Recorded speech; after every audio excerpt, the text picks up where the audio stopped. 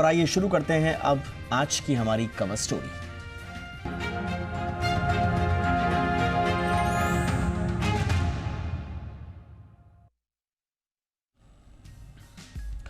रूस और यूक्रेन में चल रहे युद्ध के बीच प्रधानमंत्री नरेंद्र मोदी यूक्रेन और पोलैंड की यात्रा पर हैं। आज पीएम मोदी पोलैंड में हैं। जानकारी के मुताबिक 23 अगस्त को पीएम मोदी यूक्रेन में पहुंचेंगे और राजधानी कीव में राष्ट्रपति ज़ेलेंस्की से मुलाकात करेंगे। आखिर ये मुलाकात कितनी अहम है? इस मुलाकात के मायने क्या हैं? इस मुलाकात में होगा क्या? प्रधानमंत्री नरेंद्र मोदी भारत रवाना होने से पहले भारत ये साफ कर चुका है कि भारत युद्ध में हस्तक्षेप नहीं करेगा, यानी कि मध्यस्थता नहीं करेगा। तो ऐसे में प्रधानमंत्री नरेंद्र मोदी के यूक्रेन जाने के मायने क्या हैं? माना यह जा रहा है कि रूस यूक्रेन युद्ध के समाधान के उपायों पर चर्चा हो सकती है, लेकिन अभी तक जिस तरह के जेस्चर्स दोनों तरफ से मिले हैं, ऐसा लगता नहीं कि रूस और यूक्रेन दोनों में से कोई थमना या रुकना चाहता है। दावे अपने अपने तरीके से जरूर किए जा रहे हैं, लेकिन शर्तें भी अपनी अपनी हैं। ऐसे में भारत का स्टैंड क्या होगा? भारत कैसे एक मुश्किल पगडंडी पर बैलेंस बनाकर आगे चलेंगे? प्रधानमंत्री नरेंद्र मोदी की इस यात्रा से बहुत कुछ साफ होगा। पहले ये रिपोर्ट देखिए, फिर हम चर्चा करेंगे। पुतिन और पीएम मोदी की मुलाकात इससे पहले जब हुई थी, उसमें पश्चिमी देशों ने आलोचना भी उसकी की थी और आपको याद होगा ज़ेलेंस्की ने खुद इसे डिसअपॉइंटमेंट कहा था। उनका साफ तौर पर यह कहना था कि दुनिया की सबसे बड़ी डेमोक्रेसी का पुतिन के साथ मिलना यूक्रेन के लिए एक बहुत बड़ा डिसअपॉइंटमेंट है। उसके बाद अब प्रधानमंत्री नरेंद्र मोदी आमने सामने की मुलाकात करेंगे ज़ेलेंस्की से। ऐसे में क्या होगा? दूसरी तरफ अमेरिका और वेस्टर्न वर्ल्ड है जो साफ तौर पर भारत के रुख से संतुष्ट नहीं है, जो भारत के रुख पर, जो कि ज़्यादा एक तरह से रूस की तरफ झुका हुआ प्रतीत आता है वेस्टर्न वर्ल्ड को। स्वाभाविक रूप से पूरे वेस्टर्न वर्ल्ड की नज़र भी प्रधानमंत्री नरेंद्र मोदी की और ज़ेलेंस्की के बीच में मुलाकात पर होगी। ऐसे में क्या कुछ कयास लगाए जाए? क्या कुछ ठोस निकल कर आएगा? क्या अपने स्टैंड के विपरीत भारत यहाँ पर मध्यस्थता की कोशिश एक बार फिर से करेगा? और अगर करेगा तो उसका स्वरूप क्या होगा? इस पर बातचीत करने के लिए मेरे साथ बहुत खास मेहमान आज हैं। आज हम पूरे यात्रा को विस्तार से समझने की कोशिश करेंगे और उसके मायने टटोलने की कोशिश करेंगे, लेकिन उससे पहले हमारे सहयोगी सिद्धांत सिब्बल यूक्रेन की सरजमीन पर उतरे और वहां से कुछ हाल हमें भेजा है। प्रधानमंत्री नरेंद्र मोदी की यात्रा से पहले वहां पर किस तरह के हाल हैं और इस यात्रा के एग्जैक्ट मायने क्या हैं। पहले आप ये देखिए सिद्धांत सिब्बल की ये ग्राउंड रिपोर्ट, उसके बाद चर्चा को आगे बढ़ाते हैं। मैं इस वक्त खड़ा हूँ उस हॉस्पिटल के सामने जिस पे एक अटैक हुआ था जब प्रधानमंत्री नरेंद्र मोदी मॉस्को में थे और प्रधानमंत्री ने एक डायरेक्ट मैसेज था उनका मॉस्को में रशियन प्रेसिडेंट व्लादिमीर को कि जब त्रासदियों में, जब अटैक्स में बच्चे मारे जाते हैं तो ये काफ़ी हार्ट ब्रेकिंग होता है और कहीं ना कहीं एक मैसेज भारत से है डायलॉग और डिप्लोमेसी में और कि एक जंग के मैदान में कोई एक तरफ से एक मसले का हल नहीं हो सकता। और यही मैसेज कीव में भी होगा जब प्रधानमंत्री शुक्रवार को यहाँ पे होंगे, जो यूक्रेन के प्रेसिडेंट हैं ज़ेलेंस्की, उनसे मिलेंगे। पर ये सच्चाई है जंग की और ये जो सच्चाई है ये काफ़ी दर्दनाक सच्चाई है और कहीं ना कहीं इसमें हमने देखा कि कैसे बच्चे भी हताहत हुए थे। हमने विजुअल्स भी देखे और इस वक्त ये हालात हैं, आप देख सकते हैं काफ़ी एक तरफ से पूरा जो ये इमारत है निस्तनाबूद हो रखी है। खास मेहमान इस वक्त हमारे साथ जुड़ चुके हैं। स्वागत करते हैं major general retired AK Siwach sir का, जाने माने रक्षा विशेषज्ञ हैं general Siwach. Good evening sir, बहुत बहुत स्वागत है आपका। और हमारे साथ है रविंद्र सचदेव, जाने माने विदेश मामलों के जानकार। सचदेव सर गुड इवनिंग, बहुत बहुत स्वागत है आपका भी हमारे शो पर। रविंद्र सर, इनफैक्ट मैं चर्चा की शुरुआत आपसे ही करना चाहूँगा। एक टफ बैलेंस बनाना है भारत को। क्या वाकई में पीस टॉक्स पर कोई बात नहीं होगी sir? Thank you. Peace talks पे बिल्कुल बात होगी, परंतु बात यह है कि पीस टॉक्स में कोई एक देश अकेले मध्यस्थता नहीं कर सकता। जो माहौल है इसमें मल्टीपल देशों के द्वारा बातचीत आपस में चलेगी, उसका जो रिजल्ट जब आगे आएगा वो देखते हैं। परंतु मैं जरा पहले आ जाता हूं। जैसे हम कह रहे हैं ना कि भारत एक टाइट वॉक चल रहा है, मेरे विचार से टाइट पॉप नहीं, इस समय इंडिया क्या कर रहा है, इंडिया बेझिझक आगे जा रहा है।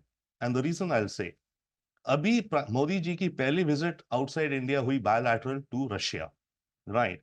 अब भारत पे जैसे हम सब समझते हैं प्रेशर है वेस्टर्न वर्ल्ड का कि आप रशिया से अपने रिश्ते कुछ मैनेज कीजिए, फाइन ट्यून कीजिए इत्यादि, आप यूक्रेन को क्यों नहीं सपोर्ट कर रहे हैं वो। तो आई थिंक, ये मेरी स्पेकुलेशन है, कि हमारी डिप्लोमेसी ने सोचा ठीक है हम ऐसा करते हैं, जल्दी ही यूक्रेन का भी एक विजिट कर देते हैं, ताकि वेस्टर्न वर्ल्ड को हम दिखाएंगे भाई हम यूक्रेन के साथ भी खड़े हैं। परंतु हम सेकेंड विजिट यूक्रेन नहीं करेंगे, क्योंकि देखिए अगर अभी जो पहली विजिट अगर यूक्रेन हो जाती उसका एक अलग मायने जाता। तो विजिट मोदी जी पहले कर रहे हैं पोलैंड, ठीक है, उसके बाद आ रहे हैं यूक्रेन। तो आई थिंक ये एक मैसेज है हमारी डिप्लोमेसी का कि वी आर स्ट्रांग। पहले तो हमने रशिया की क्लैरिटी दे दी दुनिया को कि हम रशिया के साथ अच्छे रिश्ते और बढ़ाना चाहते हैं, जो भी वेस्टर्न वर्ल्ड कहे। अब at the same time to balance the western world और उन्हें दिखाने के लिए देखो भाई हम तो इवन हैंडेड हैं, हम दोनों तरफ से बराबर अच्छे रिश्ते चाह रहे हैं और डायलॉग डिप्लोमेसी सॉल्व होगा। प्राइम मिनिस्टर मोदी यूक्रेन भी जा रहे हैं, परंतु नॉट इमीडिएटली आफ्टर रशिया। अब पोलैंड, पोलैंड की विजिट मेरे विचार से इंपॉर्टेंट इसलिए बहुत ज्यादा और है अलग रूप से, नेटो का जो रूप है ना जो निकल के आ रहा है, नेटो के अंदर भी, मैं डिविजन्स तो नहीं कहूंगा भी, हाँ डिविजन्स में हम कह सकते हैं, एक स्प्लिट हो रहा है। जो ईस्टर्न कंट्रीज हैं नेटो की, वो ज्यादा एग्रेसिव हो रही हैं टुवर्ड्स रशिया, और जो पुरानी वेस्टर्न कैपिटल्स हैं वो थोड़ा झिझक के जा रहे हैं अभी भी। जर्मनी, फ्रांस, यूके, ठीक है सब यूक्रेन को सपोर्ट कर रहे हैं, बट नेटो के अंदर जो ईस्टर्न कंट्रीज हैं ये कह रही हैं कि हम तो फ्रंट लाइन में हैं, अगर यूक्रेन गया तो हम भी गए। तो इसलिए ईस्टर्न यूरोपियन कंट्रीज ज्यादा एग्रेसिव हैं विद इन नेटो, और इन ईस्टर्न नेटो कंट्रीज में सबसे ज्यादा अहमियत है पोलैंड की। पोलैंड पॉपुलेशन में भी बड़ा है, लैंड में भी बड़ा है, और यूक्रेन से बॉर्डर करता है। तो ऑन द वन हैंड मेरे को ये दिखता है कि ये जो विजिट है पोलैंड की प्राइम मिनिस्टर की, ये हमारी तरफ से एक मूव है कि नेटो के साथ भी एंगेज होना। हम एंगेज तो रहते हैं, परंतु पोलैंड जो कि एक इमर्जिंग पावर प्लेयर है इनसाइड नेटो, ये अहम हो जाता है। So that is one, Poland के साथ। एंड देखिए हमें कोई, देखिए इन्विटेशन होते हैं, जरूरी थोड़ा था प्राइम मिनिस्टर को एक्सेप्ट करना है।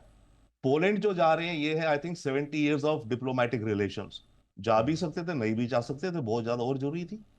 तो क्या जरूरत थी कि इस समय 70th ईयर ऑफ पोलैंड में जाने की डिप्लोमेटिक रिलेशंस, कोई कारण रहा होगा ना हमें जो दिखा होगा। यूक्रेन का भी इनवाइट था हमें कि उनके इंडिपेंडेंस डे में आए, जा भी सकते थे नहीं भी जा सकते थे, बट आई थिंक हमारी फॉरेन पॉलिसी ने सोचा कि जाना बेहतर रहेगा, सिग्नल देना दुनिया को कि हम भी फ्रंट एंड सेंटर प्लेयर हैं दुनिया की जियोपॉलिटिक्स में। तो मैं इस तरह से इस दौरे को देखता हूं कि पोलैंड ठीक। की विजिट की अपनी अहमियत है, यूक्रेन बट की विजिट की अगर मैं अपनी दोनों अहमियत पॉइंट्स को जोड़ूं, यूक्रेन और पोलैंड जो आपने बोला, आपकी बातों से मुझे ऐसा लग रहा है कि यूक्रेन विजिट एक तरफ से एक डैमेज कंट्रोल, कम से कम in terms of optics, Bharat चाह रहा है। पर जनरल श्रीवास्तव, हमने बहुत तारीफें कमाई पूरी दुनिया के सामने, और यूक्रेन और रशिया के बीच में जो हमने बैलेंस बना के रखा, इनफैक्ट अभी हालिया के कोई भी कॉन्फ्लिक्ट रहे हों, हमारा जो एक फर्म एक रवैया रहा, एक नज़रिया रहा है, उसकी पूरी दुनिया ने तारीफ करी कि युद्ध के हालात नहीं हैं, ये भी बताया, और कैसे इंगेज रहना है हर पक्ष की ओर वो भी रहा। तो अब ऐसे अचानक से हमें इतना ज़रूरत क्या आन पड़ी कि हमें ऑप्टिक्स के ही रूप में डैमेज कंट्रोल दिखाना है, थोड़ा सा हमें वेस्टर्न वर्ल्ड को भी थोड़ा सा शांत करना है या उनको अपीस करना है, इसकी क्या ज़रूरत पड़ गई सर हमें?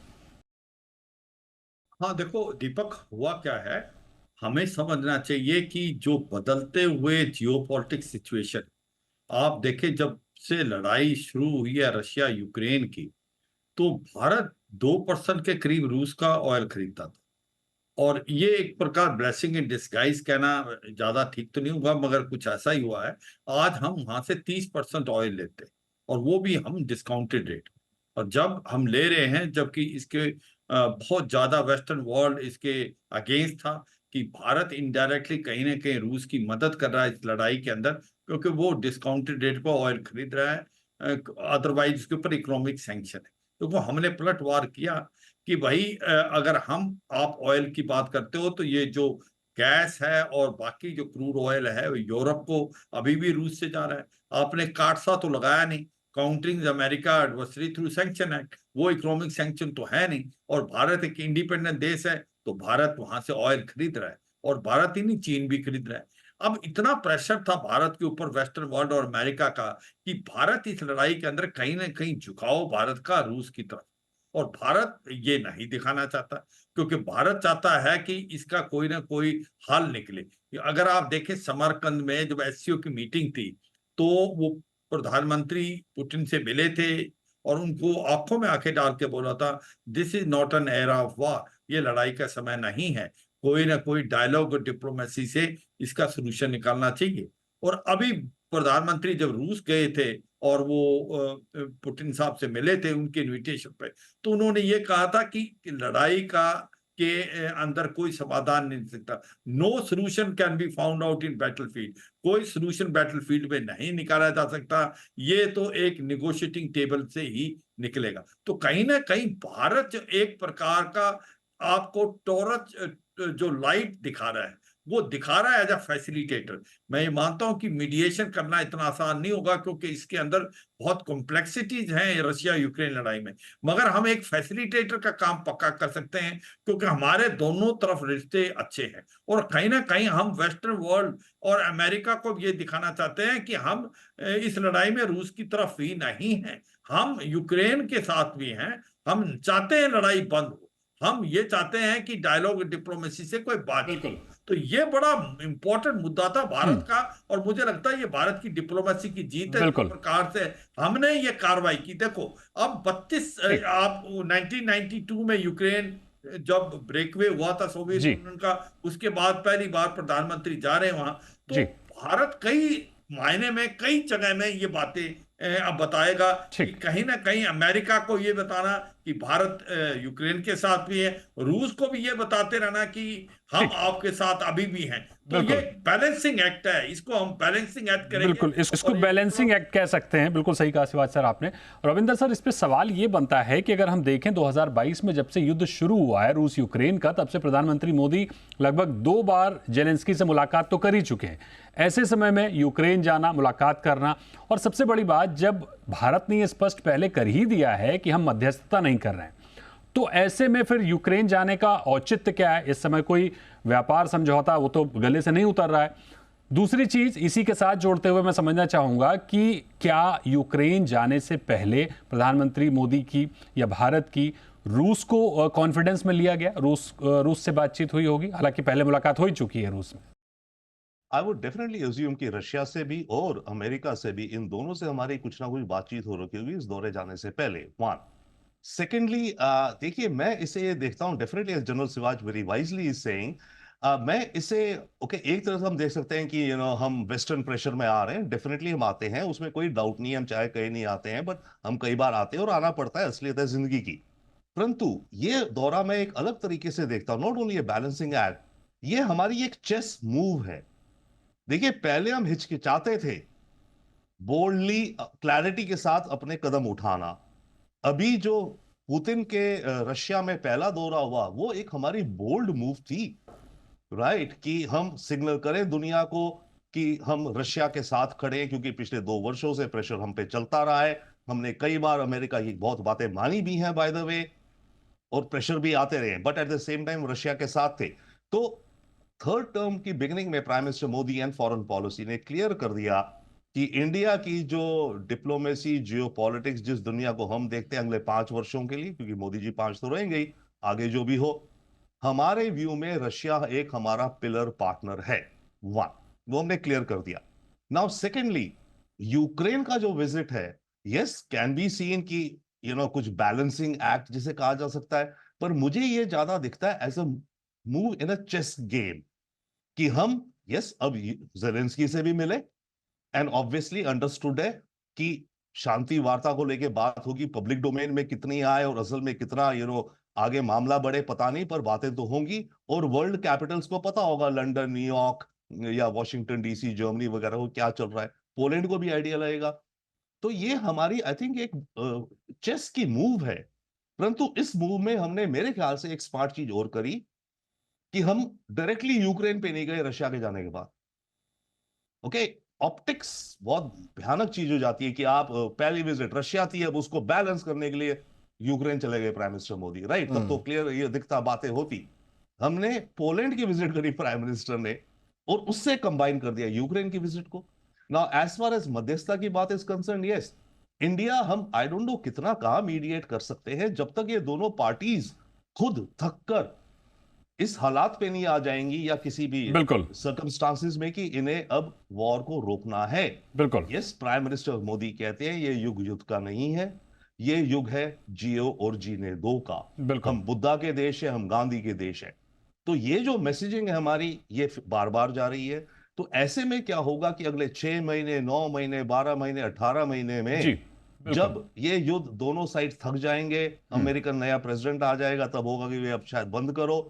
उस समय जो मल्टीपल देश इन्वॉल्व होंगे मीडिएशन में एंड एज जनरल सिवासिस फैसिलिटेशन में, उस वक्त एम एक अहम रोल प्ले कर सकते हैं एज अ फैसिलिटेटर, बिकॉज हमारे रिश्ते रशिया से भी अच्छे हैं, इधर यूक्रेन से हम कहीं अच्छे हैं पर कोई खास अच्छे नहीं, पर ठीक है मान लीजिए, पर हमारे रिश्ते अमेरिका से अच्छे हैं। ठीक, राइट। बड़ी बड़ी बड़ी अहम बात आपने कही सर कि रिश्ते हमारे पूरी दुनिया में, हम क्योंकि हम जैसा आपने पहले भी बताया कि हम बुद्ध के देश हैं, हम युद्ध के देश नहीं हैं, और इसी संदेश को देने की भारत हर बार कोशिश करता है।